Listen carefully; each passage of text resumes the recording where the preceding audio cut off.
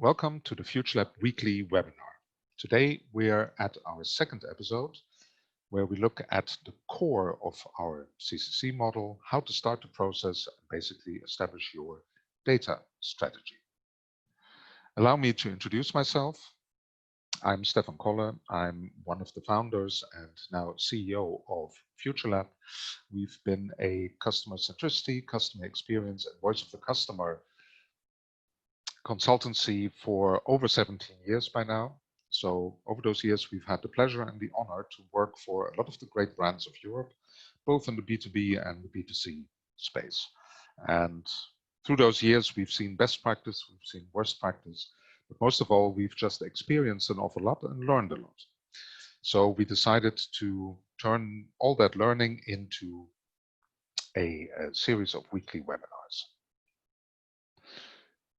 We are a full service, one-stop shop. We take care from designing the customer experience through operationalizing it, making sure that we get the people on board, and to make the story complete, to actually benefit from the improved customer experience that you generate. Now, none of that, in our view, is possible without having a good voice of the customer program at the beginning. And as we introduced last week, many companies are currently not getting the full value out of their program. I dare say that 90% of the companies who have a voice of the customer program are not running it in the optimal way. So over the years, we have developed a framework which we have shared in our little white paper about the CCC program. And let me reintroduce it just very quickly. It is about first creating a core of the framework to deliver actionable insights by having a good data strategy, by measuring the right metrics, by having the right systems and processes in place to create those actionable insights and to make sure that the organization creates value by actually acting upon those insights. Once you've done that, you need to capture the value, to prove it to the organization, and then communicate that value to inspire more people in the organization.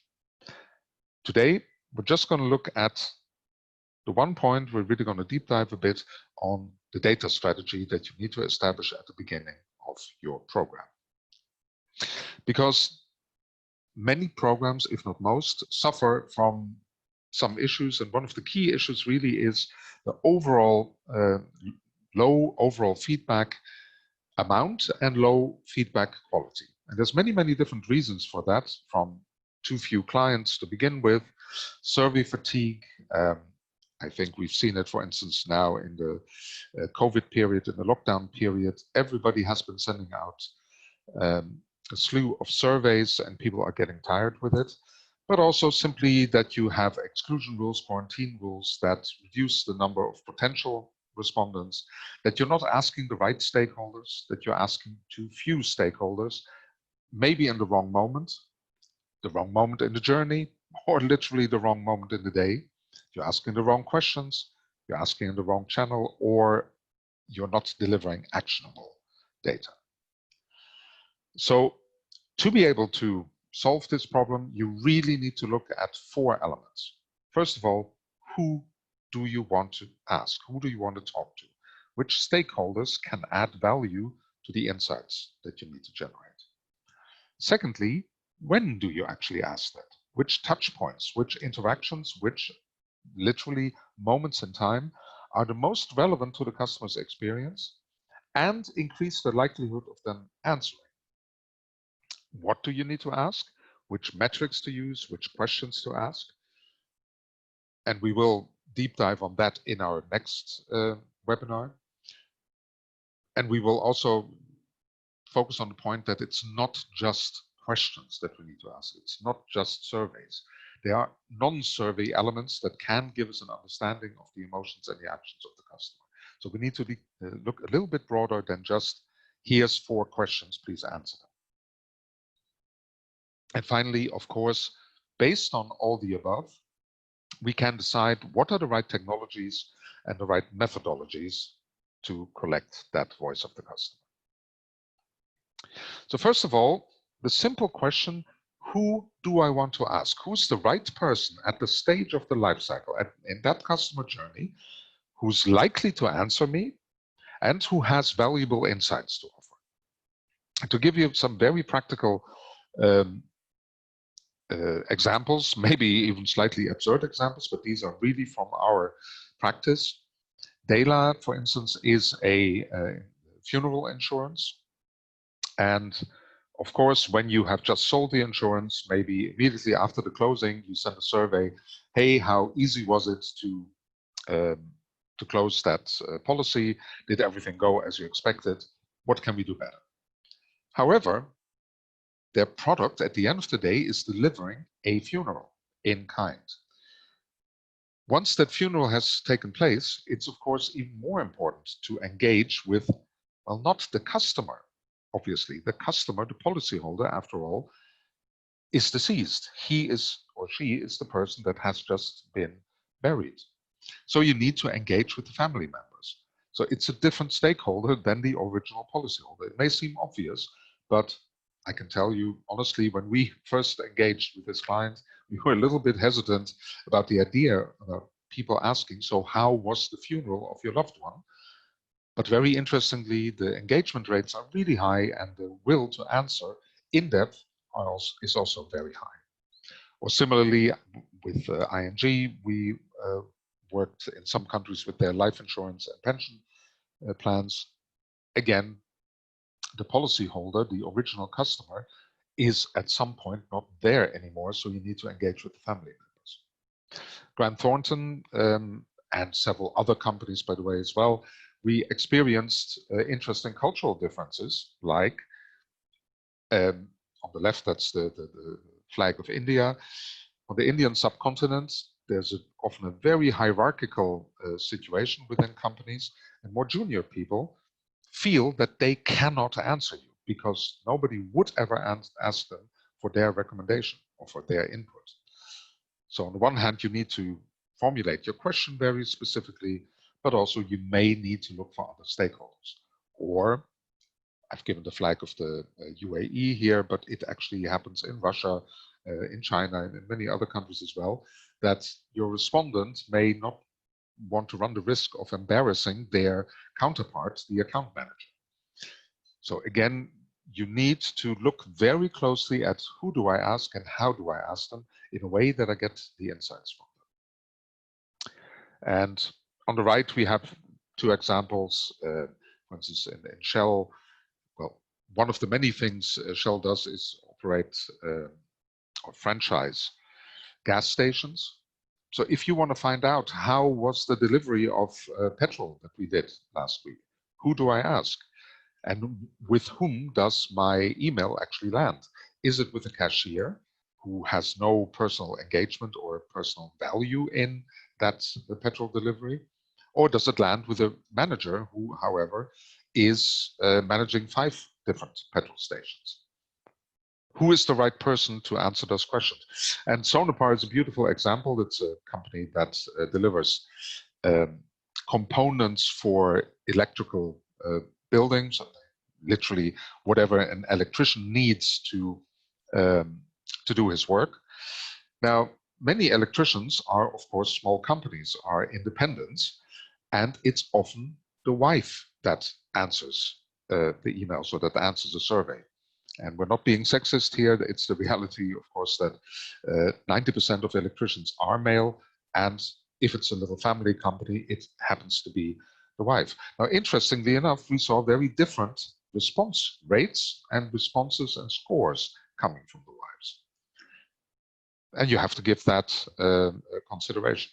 So think about who are the stakeholders. And if we're looking in the consumer space, we all know the fact that there's differences between the buyers, the influencers, and the decision makers. One of my favorite examples is cars. Now, many car sellers still make the mistake when a family walks into the showroom to start talking to the man. However, the majority of cars is actually bought by women, either for themselves or they are the key decision maker within the family. But for instance, for the BMW brand, If there is a 14 to 16-year-old young male in the family, he may be the key decision maker on what brand car that family buys. So you need to know who are your decision makers, who are your influencers, and whom of those can you actually engage with in surveys. In B2B, here's an example of a medical company. The decision-making unit is typically much more complex than people think at the first on-site, because they only have dealings with, let's say, the doctor, the hospital administration, and in the worst, well, not worst case, but in some cases, the insurance company. However, obviously, the patients and their experience are very important. And the patient family who might observe suffering, or if the patient is a child, the parents want to make sure that their child goes through the procedure as happily as possible. The nurses who see what happens and who have a very strong influence on the doctors in the end. So yet again, it's very important to understand, because if you don't have a good mapping of your stakeholders, which of course you should also use outside of simply the context of survey, you may end up with unseen problems. Here we have this is a big steel company that we did a survey for last year. And it's a very typical pattern where we see the head of purchasing. In other words, the person who typically goes out for a lovely dinner and has a great personal relationship with the sales manager of the company, they are typically very happy. But the purchasing managers, the people who on a day-to-day basis have to deal with our client, are totally not happy. And even worse, the heads of production who identify major quality problems were less than happy. So having a good stakeholder mapping allows you to uncover unforeseen problems or potential upsides. And you can use a template like this. Here we are looking for a specific company operational in logistics. And we're looking at, so is it, who do we want to speak to in the raw materials and manufacturing, transport, wholesale, etc. Make that mapping for yourself. It may also be a great way of uncovering new innovation insights, etc. So who do we want to talk to? What do we want to ask? When and how? Because the when, I already said it, it can be quite an interesting question. We had the Nationale Nederlanden, ING, they changed their logo and their name a few times. The NPS score we had across the journey really dropped off very much at the end, where they asked, how would you recommend us? How was your experience with this administrative procedure? And we asked them, so what is happening there? Yeah, well, it's the contract termination. So we asked how that was. I dug a little bit further, and contract termination was actually the death of the policyholder. But they took it as just another administrative procedure, even though the time of that happening was, of course, very critical, and they were speaking to the family of the deceased. But they spoke to the family, can you please deliver to us the papers within 24 hours or else? And turning that around really changed the perception of the customers. At one of the Vodafone units that we worked with over the years, we were not allowed to have the end of the relationship as part of the journey. I found that a little bit silly, because it's so important, particularly in a environment like a mobile operator, where you know that many of your customers will leave after 2 to 3 years, and many of them will come back again. So managing that exit is just as important. So you want to make sure that you have exit interviews. And the when to ask is also about the time of day. I mentioned before the Sonepar, the small electricians, for instance. There we found out that the best moment to ask the question was at Sunday 5 o'clock in the afternoon, because that's the time when they do their admin. Look at the emails, look at everything else. That's when they have time to answer your survey, not Tuesday morning at 9 o'clock when they are basically doing the job on their knees somewhere installing some electrical equipment. While Tuesday morning, 10 o'clock is a really good moment to send out surveys for everybody else, because that's the Monday rush is over, the week is starting to chug along. Tuesday, 10 o'clock, 11 o'clock is a great moment.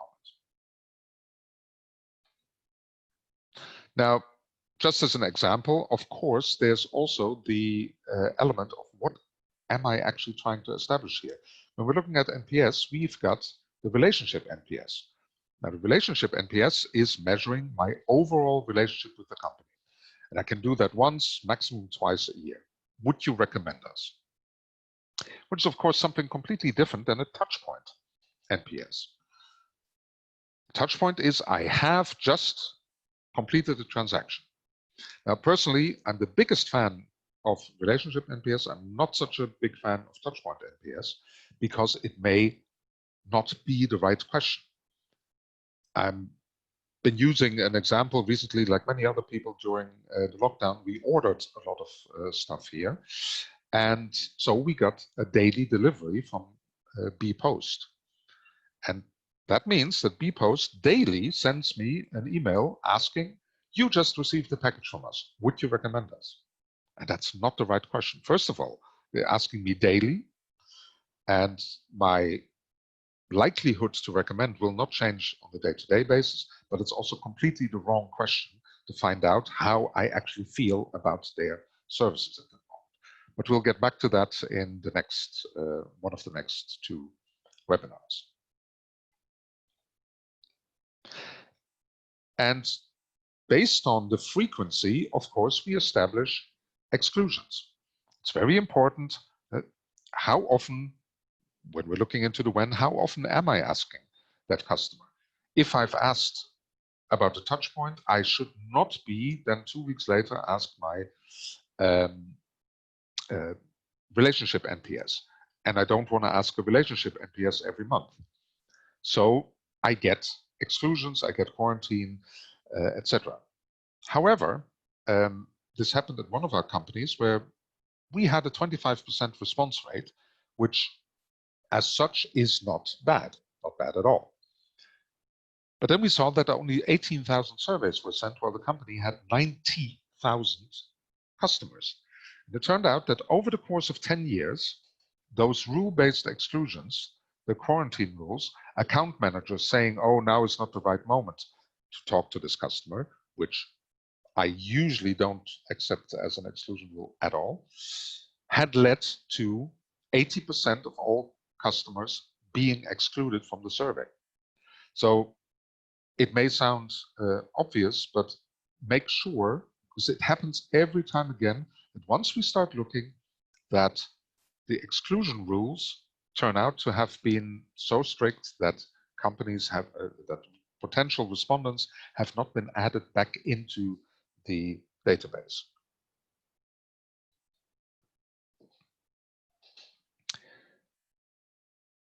And you saw a placeholder again, the what to ask, which questions, which metrics, that's what we'll come back to next time. And once we've established all that, we need to look at how do we ask. And of course, we need to make sure that we look at all channels to ask our customers. And what all those channels are is a very broad topic. It goes from email, pop-ups on the website, QR codes in store on the cash receipt, after a contact with the contact center through voice-activated robots or any other interaction, but also, for instance, WhatsApp. WhatsApp is becoming a fantastic tool for companies to really engage with their customers. And for instance, we've recently done some surveys in countries where it's most people don't have email addresses, like Nigeria and like Indonesia. Most of the customers don't have email addresses, but everybody has a mobile phone. So it's much easier to, for instance, send out a survey this way than through an email. And what really helps in that is that you can also give that tool to one of your account managers who goes out and helps people in answering this, because not everybody is fully literate and feels confident in typing in lengthy answers in an email environment. On the how to ask, it's also very important to keep an eye on what do we do automated and what do we do hand-based.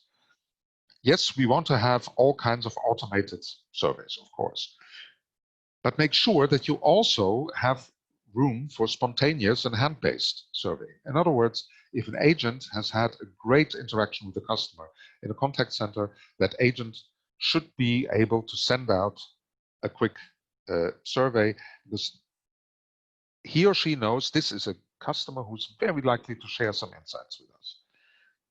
And it's not about getting a high score, it's about getting feedback.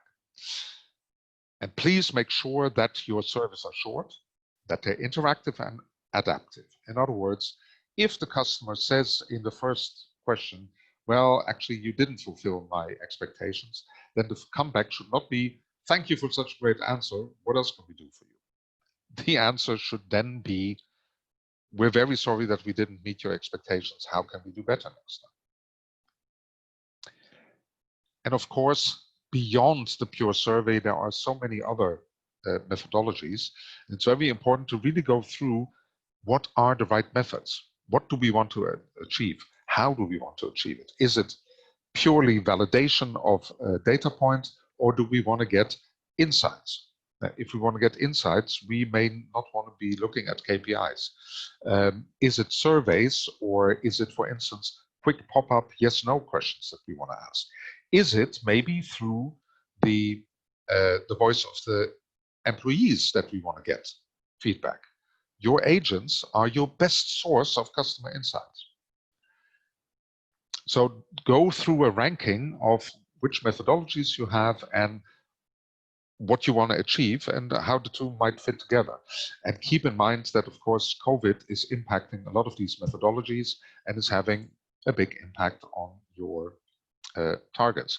Here's for instance, for example, a voice of the stakeholder method mapping that we just did for a B2B customer, where we're looking into supporting innovation.